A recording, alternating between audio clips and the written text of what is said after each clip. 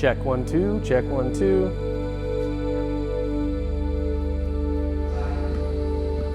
I mean, I can talk to the ladder. Oh God. I always feel like I'm like acting. You guys want to go on a walk real fast?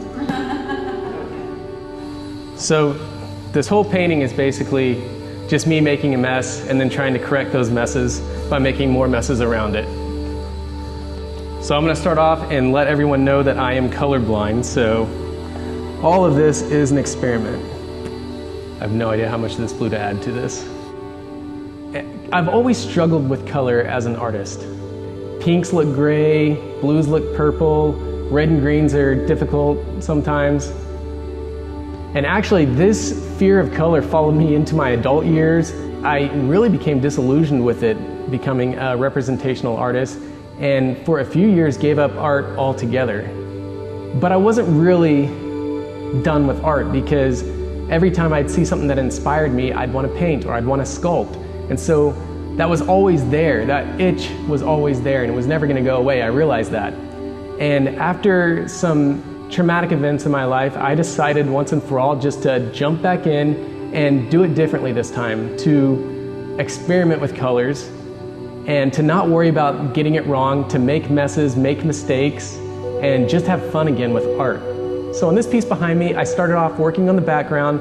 I was originally inspired by colors you might see on the beach, so blues, some sandy yellows, some whites, and you can even see that on certain parts of the background, it almost looks like an abstracted beach scene. But I quickly realized that I also needed more contrast, I needed more energy, more vibration, so I started introducing some reds alongside the blues to kind of shake things up a little bit. When you're about 10 hours into making a mess on a canvas, you start to question how you got there in the first place. You start to wonder, what is life? How did my decisions get me here? So I'm working on the painting and I'm thinking about how life is kind of a series of peaks and valleys, highs and lows, good and bad luck. And I'm kind of seeing the visual metaphor play across the canvas with that.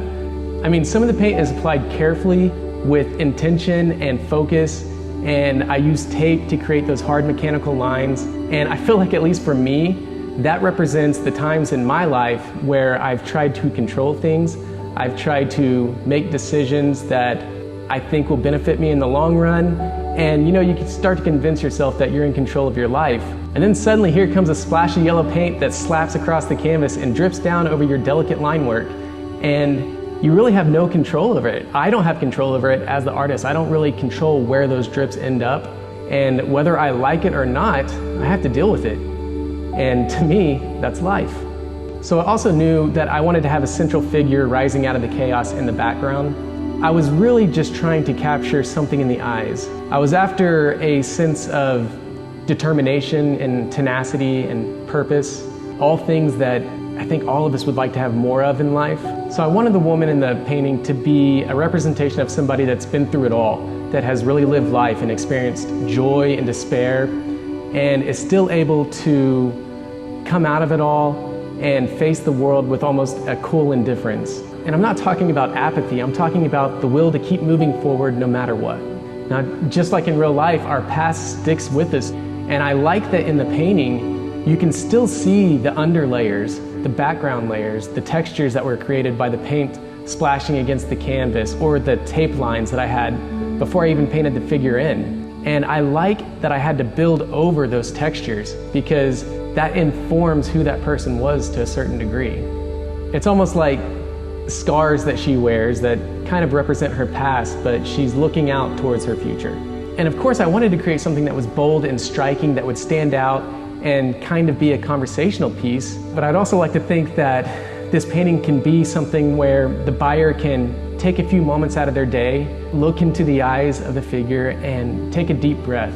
And remember that no matter what they're going through, whether they're on a high or a low in life, that if they just stop and change their perspective slightly, zoom out just a little bit, they might find something meaningful and maybe even beautiful.